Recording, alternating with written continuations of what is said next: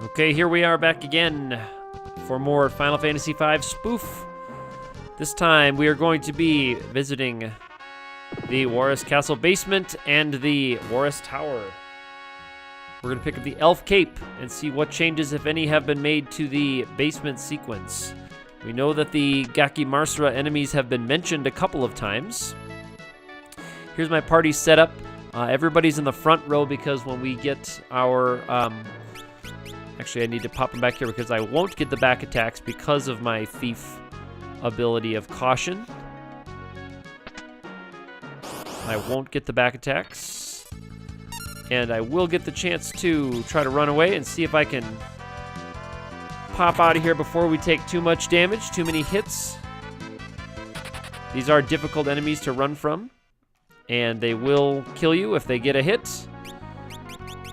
The Elf Cape will help me out a good deal because it will give me a chance to evade those attacks. I'm not going to bother with those pots, with those jars. There's a couple of things I could use in there. There is a kind of obscure time magic spell in there called Drag that kind of changes the battle speed in battle, like in the middle of battle. But it's something you can just do in the menu anyway. So if you want to have a battle speed be set to a specific value, you can just do that on your own. You don't need anything special to do that. Okay, we're going to inn back up. And this town is great. It follows the rule of RPG inns where the door to the inn is directly up from the entrance and the desk of the inn is directly up from the entrance to the inn. So when you want to come to an inn, that town there, you just run straight up, no problems. So we are inned up, and that Elf Cape grab was actually pretty sweet. It was actually pretty nice. So we're going to be using some cool equipment things with Galura, which will be fun. We should have a good time with that. I may try to pick up a Mithril Dagger from one of the Wyvern type enemies in here. Otherwise, I'll be running from most of the things that we see. I can move my mages, or my thief back up to the front row.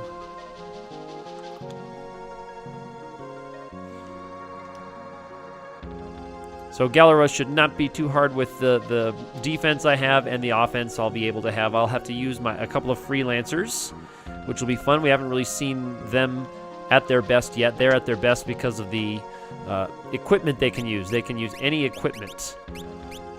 So they can use some of those cool weapons we've picked up, including the bell. It's not really the most notable one. The bell's not really all that interesting.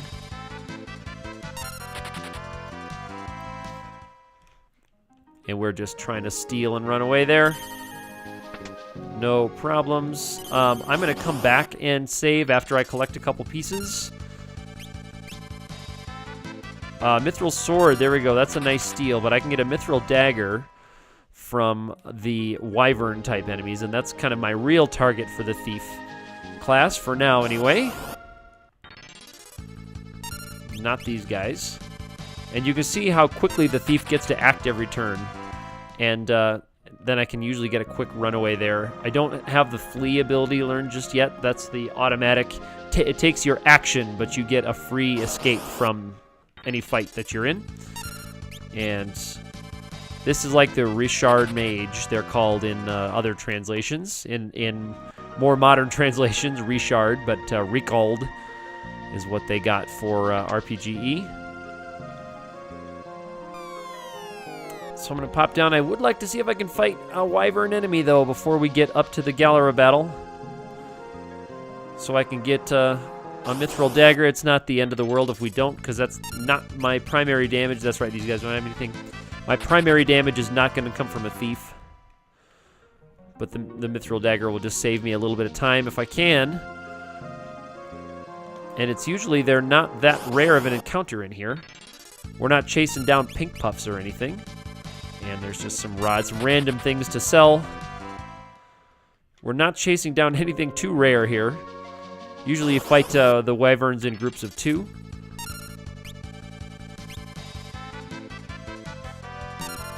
That Mithril Sword was a very nice pickup. So maybe a Freelancer could throw that on.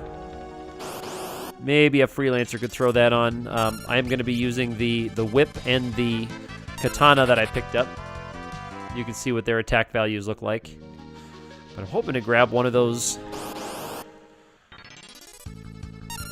wyverns. There's another rod. Not going to do me any good. I'll try one more battle, then I'll get out of here. Because you can buy the mithril daggers directly after this part. Yeah, interesting. That I cannot seem to pick up a battle with a wyvern. That's interesting. All right, so I'm going to be doing some menuing here, so I'm going to set myself up for the upcoming battle.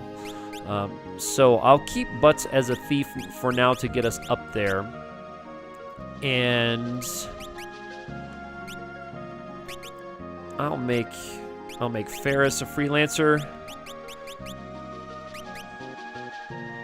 And I'll give her the white magic.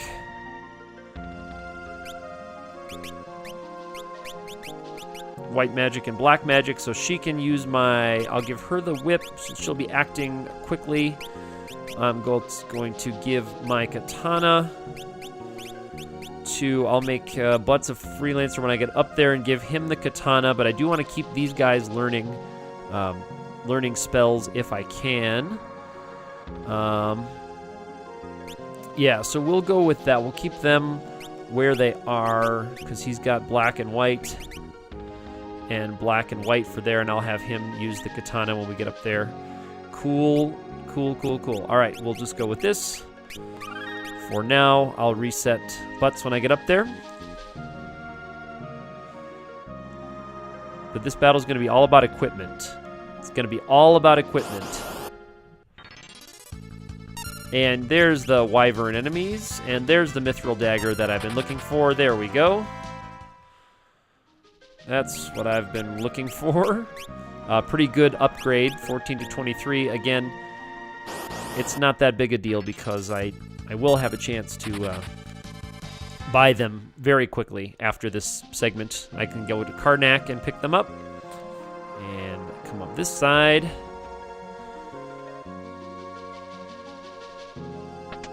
Alright, acid dose, that's the ether. And you get to be another Freelancer. Give you black magic. And there's the katana and the elf cape. I can put him in the front row. I'm going to take the nicer shield off of Ferris and give it to Butts. And the mithril sword is a nice weapon, not nearly as good as the katana, though, of course. But because he's going to be up there, it's going to be up to him. And the whip will go to Ferris, because that can inflict the paralyze status. That can inflict the paralyze status for us, so that's going to be nice. And there's the ice rod there. If I get into big trouble later, I can always break that ice rod. But I do not anticipate having any trouble with that. These guys are going to be doing the bulk of my damage. I'll get them protected, and I'll keep Galura paralyzed as much as I can. All right, so let's see what are these the two guys they mentioned? Heavy P, that's Galura, huh? Again, I'm wondering if was a real person back then. I haven't seen mention of the two guys whose tower this is supposed to be in this version. I have yet to see them mentioned. But you notice that right away. Oh, she does not have white magic high enough to cast that. So I'm just going to defend until I get set up a little bit better. That whip does not equip paralyze every time you use it, so you have to be careful. And Galura's thing is counterattacks. That's the big one with Galura. I could have made those guys monks, but I do want them to keep learning AP as mages. Monk is a great class to fight this battle with. But it'll really be on if I can get the paralyze to land from Ferris there with the whip. Then I can start going after Galura with everything I've got. That's too bad that I can't seem to get anything to land here. But I can do a cure-all with my Black Mage. Everyone else is defending. Again, monks are nice here because monks will counter-attack Galura's attacks, and then the counterattacks do not prompt a counter of their own. The counterattacks do not prompt a counter on their own. And there's the paralyzed status. So now, Galura is going to be paralyzed and will not respond to my action. So now I can start pouring some damage into that thing and hope that I get a critical hit with the katana. It has a chance to land a critical hit. And ice is nice. I think Galura has about 1,200 hit points here. So there's a couple hundred gone there. And you want to just try to keep the thing chain stunned if you can.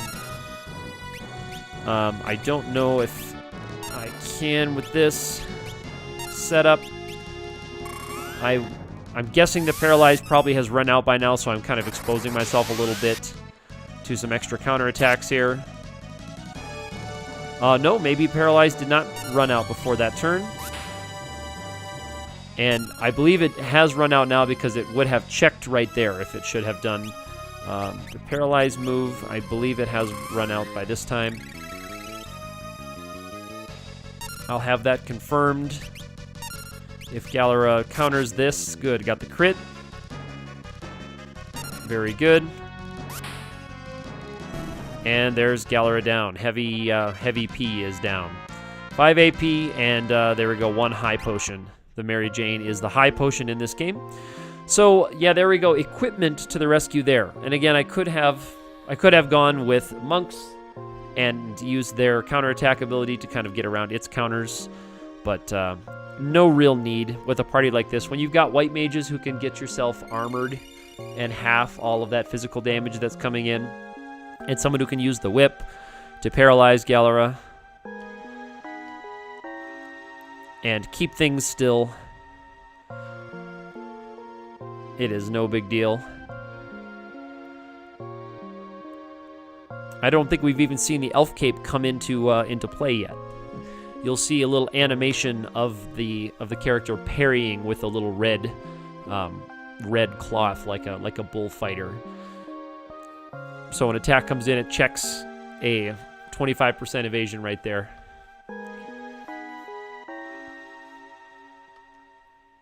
And that soldier recognizes Galuf. And this one, it's because he's wearing a name tag. And the other one, it's because I believe he's from Galuf's world.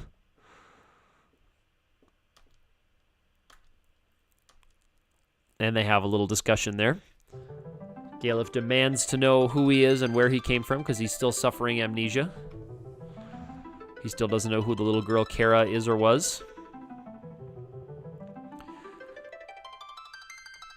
Okay, now we get some great abilities. Nice. Time Mage. We actually get to see them right here. Sword Mage. All right, so that is the Mystic Knight, and that is one of the game's most powerful classes. Celtic, I'm guessing that is the Berserker.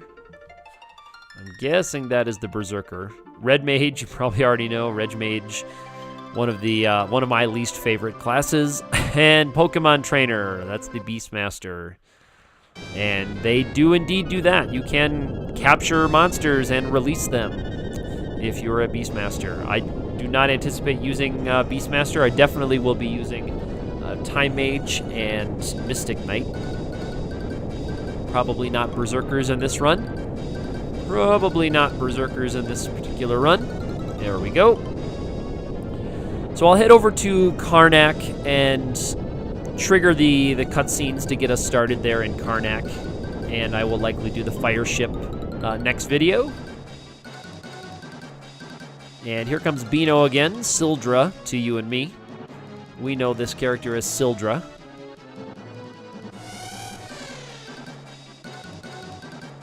And once again, we thought Sildra was dead, but once again it comes to our rescue.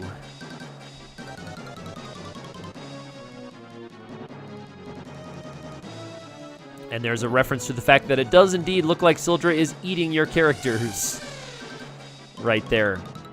When indeed Sildra is saving your characters and bringing them safely to shore as that little peninsula sinks into the ocean. Now, that tower there, that one crystal that we did not grab, if you don't know, that is the MIME class, M-I-M-E class, and you cannot access that during that little sequence. You have to come back later and pick up that crystal.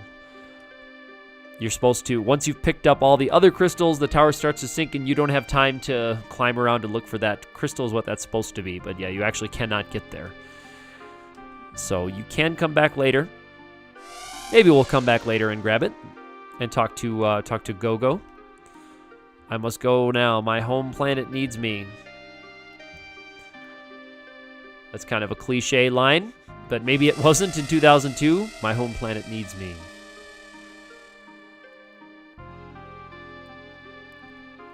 And until now, we didn't know Beano could talk. And I'm guessing so they just rewrote some of the text from dialogue. But in the other world, Beano or Sildra dies here from injuries sustained during this rescue.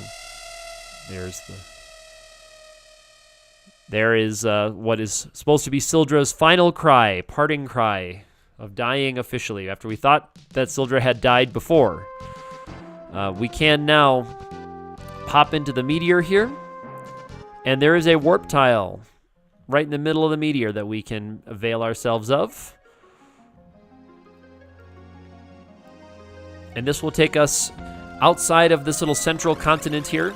This is a little bit like Final Fantasy I, where you have the inner All-DC, where you begin the game as kind of an inner donut-shaped continent around a small inland sea. And once you get the TNT key item, then you can pop out of that. There's a one-tile opening that pops up. So you can get out of there into the outer world, and that's what this kind of functions as. This brings us to another meteor, the Karnak meteor. And that's where we're going to be heading, is to the town of Karnak. I will show you one interesting battle that you can get into between here and Karnak. There is the town of Toul, where we met Zoc, so we could not before cross that little sea inlet there, or that little strait, I guess, maybe. But you can go back and forth with this meteor, so if I do want to go back to Warris Castle, I can do that. That continent is surrounded by tall mountains on all sides, so you can't actually fly your Windrake or your Hiryu over here to this continent. So you do have to, we are on foot again. I should have saved my game. This is actually the kind of the iconic battle that you can get into here with the wild knack enemies. And I'll just defend there. They are weak to fire. You fight them in sets of 5 like this all the time, and they pay out very, very handsomely in gold. Very poor in experience, but 625 gold, 87 experience is very low. We just happen to be very close to a level, I guess, all 4 of us, but 87 is pretty low. My characters are also rather underleveled, because if you have access to all of the jobs and freelancers and the equipment and you know what you're doing, you do not need to be very high level. But if you do need some gold, the wild knacks are a great battle to pick that gold up. I might grab a couple of turtle shells here.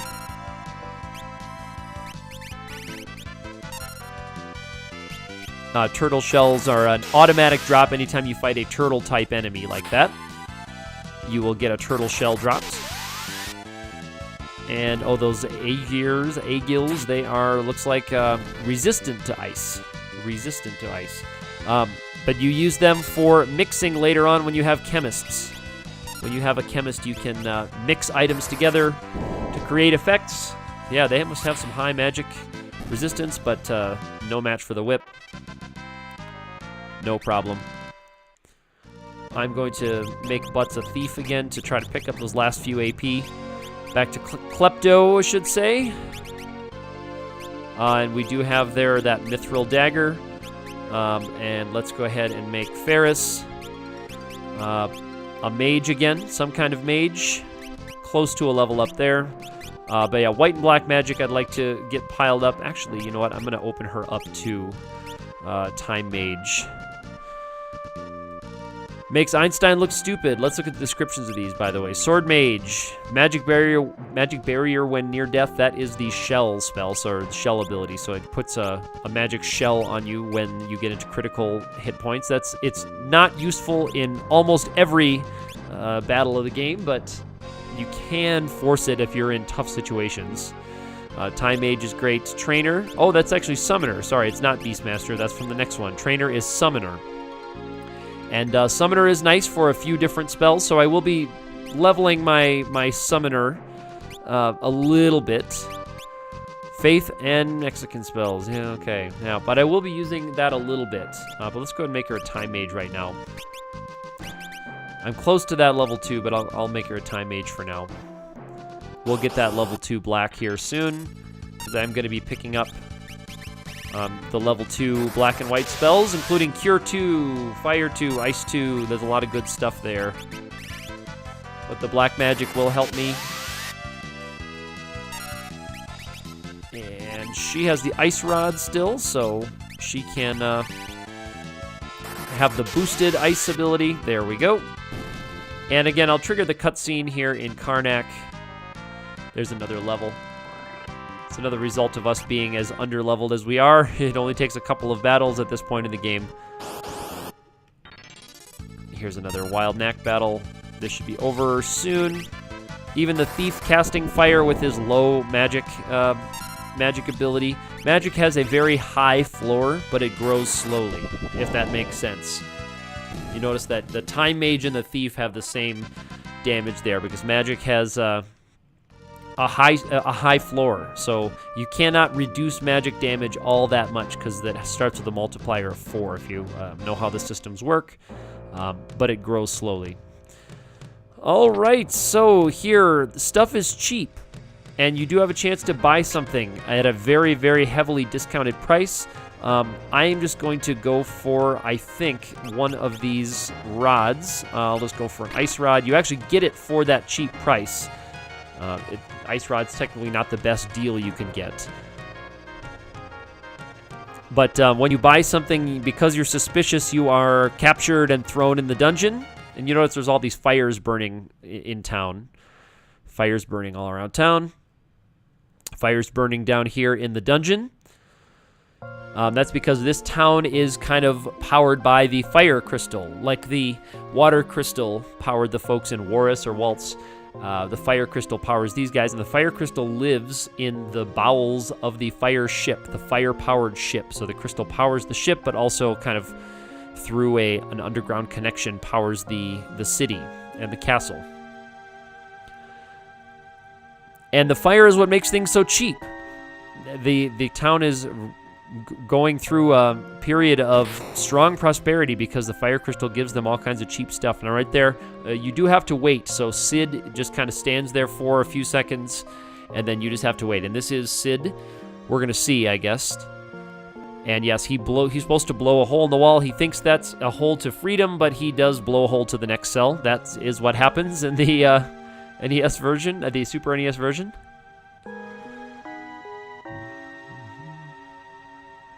And yes, the old man, does he go by Sid in this hack? That will be the big question.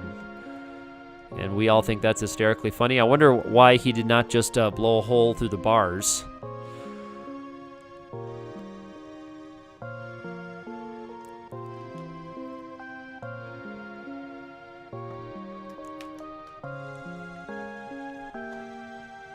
Okay. Well, I don't know if that's something that's good.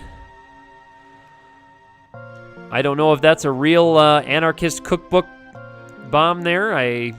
Please don't try to make that at home.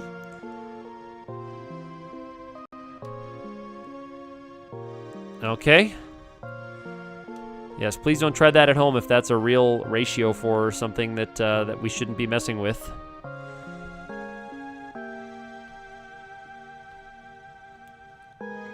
And this is a rather lengthy talking scene. There we go. Dr. Sid. There we go. And yeah, Sid is the engineer who kind of helped build them their system. And it's his help who we need. Ooh, there's a very, very interesting note. Yeah. Wow. That was, that's interesting thinking back to 2002. That's interesting thinking back that even then... Wow, this is very, very, very, very poignant right now. And I'm grabbing some screen grabs of all of these text boxes. I'll be sharing those on Twitter. You can say hi to me on Twitter, on active_ATE. And yeah, so we're talking to Sid about the crystals that we possess. We show him the awesome abilities we've got with the crystals. And Sid now talks to the minister. And he convinces the minister that our party is the real deal, that we are legit, and that we should be let go. Yeah, there we go. So let's see if he's a member of the Republican Party as well.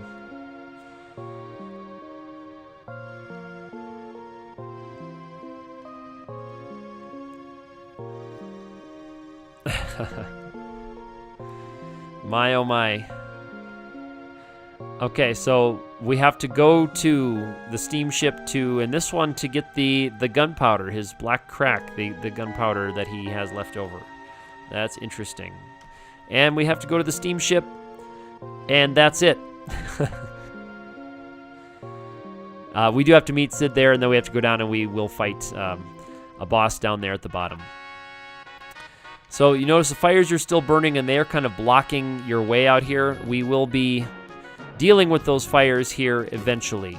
I'm going to come back and walk through the castle and the town in the next video. So if you liked this video, please feel free to share it, to comment, to like and subscribe. Again, I apologize if anything here is offensive to anybody. Please do mind that NSFW tag on all the videos in this series all the time. It is not the kind of message that I want to be sending myself, but I think it's good to kind of archive this, one of the earliest joke ROM hacks to come out of the Final Fantasy series, and a notable one because it's FF5.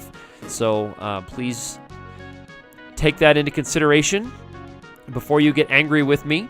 And we have our last little reference here to this werewolf that we deal with. And next time we will talk to some of the townsfolk in Karnak, and we will tackle the steamship.